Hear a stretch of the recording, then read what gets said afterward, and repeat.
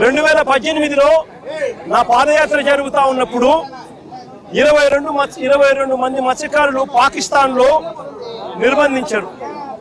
నా పాదయాత్ర జరిగేటప్పుడు ఆ 22 మంది మత్స్యకార కుటుంబాలకు సంబంధించిన అక్క చెల్లెమ్మలు నా దగ్గరకు వచ్చి, అన్న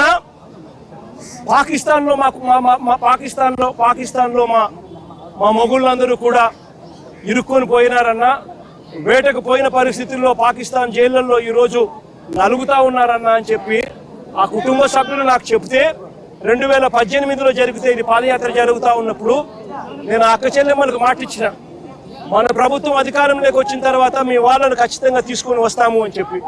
అధికారంలోకి వచ్చిన తర్వాత కేంద్ర ప్రభుత్వంతో మనం దౌత్యం జరిపించి 2020 జనవరి 5వ తారీఖున ఆ 22 మంది మత్స్యకారులను అక్కడి నుంచి విడుదల చేయించి రాష్ట్ర ప్రభుత్వం మళ్ళీ ఇక్కడికి తీసుకొచ్చింది. తీసుకురావడమే కాకుండా వాళ్ళ ప్రతి కుటుంబానికి కూడా ఒక 5 లక్షల రూపాయలు ప్రతి ఒక్కరికి చేతిలో పెట్టి మరి వాళ్ళకు జీవనాధారం కూడా చూపించింది ఆ రోజు వైఎస్ఆర్సీపీ ప్రభుత్వం. అప్పట్లో మళ్ళీ 2019లో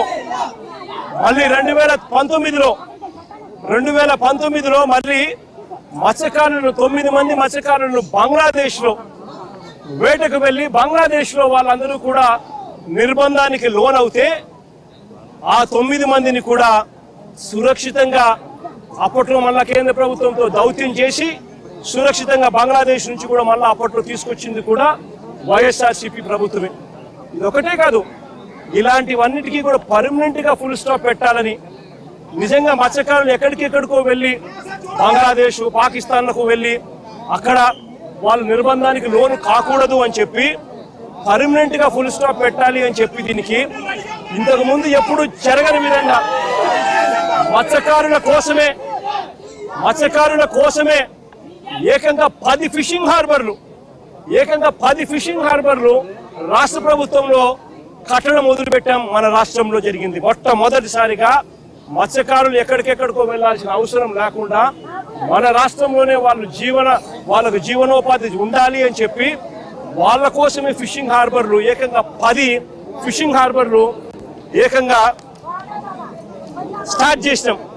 జువలదిన్న నెల్లూరు జిల్లాలో, నిజాంపట్నం గుంటూరు జిల్లాలో, మచిలీపట్నం కృష్ణా జిల్లాలో, ఉప్పాడ తూర్పుగోదావరి జిల్లాలో, బూడగట్లపాలెం శ్రీకాకుళం జిల్లాలో, పూడిమడక అనకాపల్లి జిల్లాలో, కొత్తపట్నం ప్రకాశం జిల్లాలో, ఓడరేవు ప్రకాశం జిల్లాలో, బియ్యపుతిప్ప పశ్చిమ గోదావరి జిల్లాలో, మంచినీళ్లపేట శ్రీకాకుళం జిల్లాలో ఏకంగా ఈ 10 ఫిషింగ్ హార్బర్లకు శ్రీకారం చుట్టాము.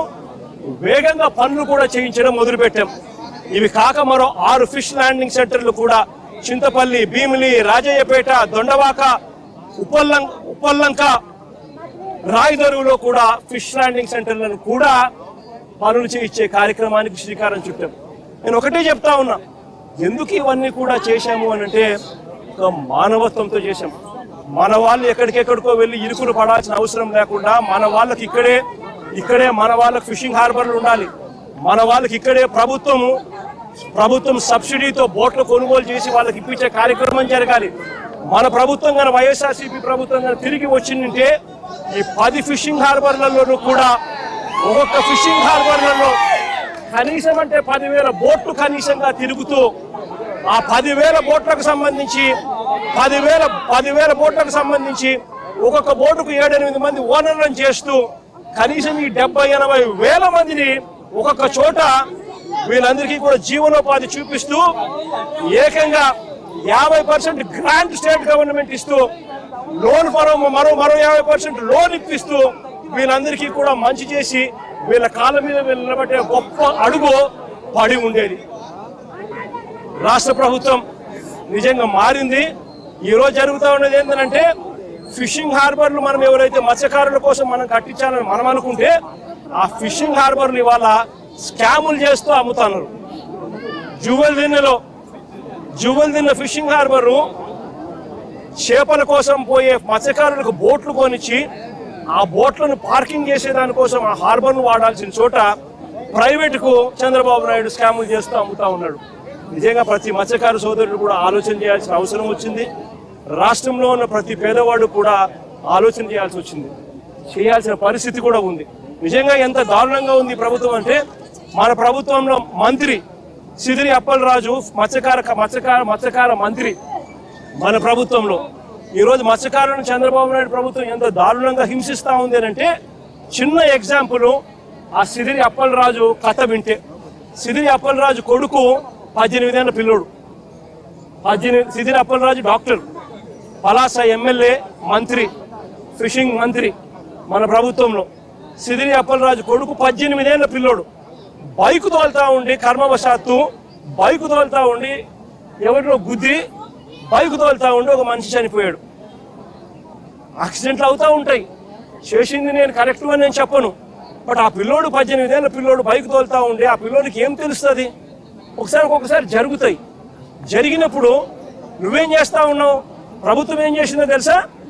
ఆ సిదిరి అప్పలరాజు కొడుకును మర్డర్ కేసులో హోమిసైడ్ సెక్షన్ పెట్టి ఇరికించాలని ప్రయత్నం చేసింది.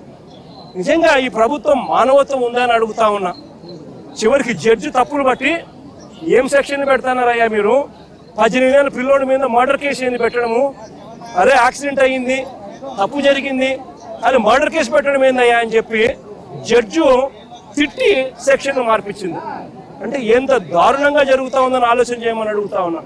జువల్దినెలో మత్స్యకారులకు ఇబ్బంది కలుగుతా ఉన్న పరిస్థితుల్లో తమిళనాడు నుంచి తమిళనాడులో బోట్లు వచ్చి మన మత్స్యకారులకు ఇబ్బంది పడతా ఉంటే ఆ బోటును మన మత్స్యకారులు పట్టుకొని పోలీస్ స్టేషన్కి అప్పచెప్తే పోలీస్ స్టేషన్